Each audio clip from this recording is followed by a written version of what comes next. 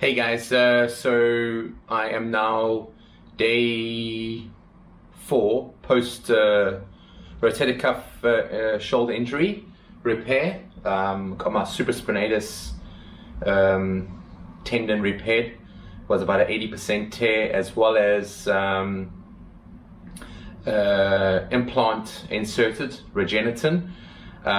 So I've just been watching a couple of videos on YouTube, and just all post surgery videos, and I thought I'd just make a video myself and pay it forward for you guys. For a lot of guys, you know, going for your first surgery ever potentially, or going for a shoulder surgery. Excuse my communication, might be a little bit iffy. Still on a lot of the anti-inflammatories and painkillers, but anyway, I'll try my best. So as I said, post operation day number 4, and just a couple of things you guys might want to think about going into the operation, and things you might experience as well. And so coming out the operation, it literally feels like there's a truck parked on your shoulder. Pain is obviously quite excruciating, and depending on what kind of medication you're using or painkillers, that'll make a big difference as well. I think they put a nerve block in my neck, because for the last 3 or 4 days the whole side of my right hand side face, as well as my ear, has been really just quite tingly and numb, and a bit of a dull sensation. So I think that's the nerve block they put in, as well as potentially they injected the shoulder itself with just a general anesthetic, or should I say a local anesthetic. So they're going to put you under for the operation. If you've never been on an anesthetic before, a general anesthetic, it is rather interesting when you wake up. You feel like you're very disorientated, and potentially you might just feel like you don't know where you are. But don't stress, the doctors and the nurses have it all covered. It's not their first rodeo, should we say. But so day 1, obviously you're going to feel quite a lot of pain. Should be able to be managed with pain medication, and then you'll be generally sleeping overnight in the hospital for the first night.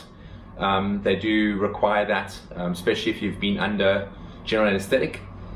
So probably not the most comfortable bed, just surroundings, just probably not the most comfortable. I was lucky enough to be at a hospital in Singapore called KTPH, which I was very, very happy with. The service was impeccable, and kind of the follow-up calls once I got home as well. They've called me every day since, just making sure everything's okay. So I've been very happy with the service from them. First day, obviously I think you're really gonna struggle to sleep. I think that's been the biggest one. So the last 3 or 4 nights, just been really struggling to sleep, even after taking the medication.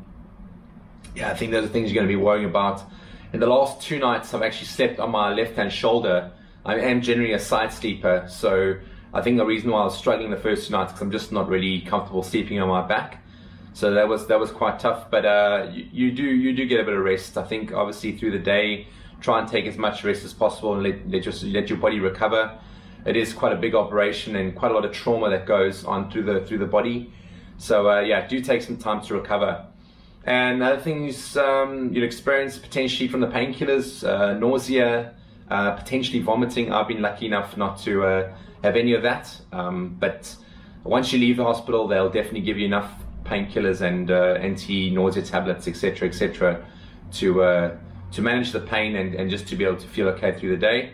For the first couple of days, you're going to feel like a bit of airhead. I would say it's like almost a sensation that you have jet lag, I would say, potentially just a bit all over the place, but it's perfectly normal. And so day 4 post surgery, been doing the rehab, and it's quite amazing how much movement you actually have through the shoulder. Even after the first day, they try and get you to start doing the rehab. So things obviously they don't want you to do. They don't want you to do any kind of rotation of the shoulder, external rotation, as well as any lateral movements, and anything obviously overhead. It's going to be a big no-no. So don't, make sure you keep the sling on, that's a must. Only take it off when you shower, or alternatively when you're doing your rehab, which is probably like 3 days, so 3 times of the day. And then a big help is as well, obviously, if you have someone to help you, I highly recommend that, because there are a lot of situations where you're going to need some help with the showering, putting on a shirt. Yeah, so a couple of things. Obviously, trying to put on a t-shirt is going to be quite difficult at the beginning. Random things, cutting, trying to cut something, potentially eating and trying to cut something as well is going to be quite difficult.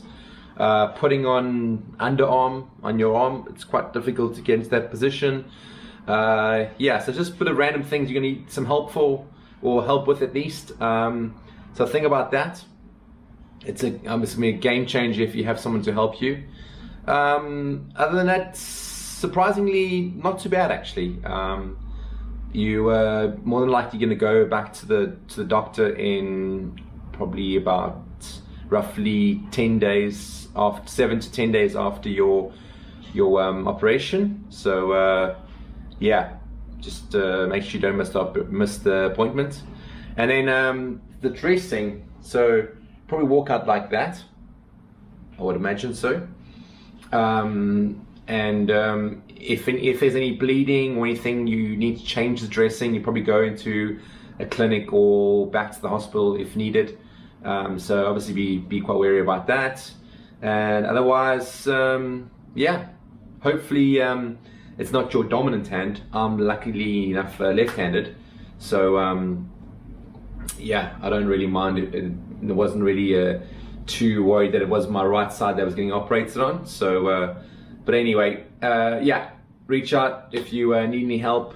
Take care, enjoy, and yeah, cheers to a lot stronger shoulders. Ciao. End recording.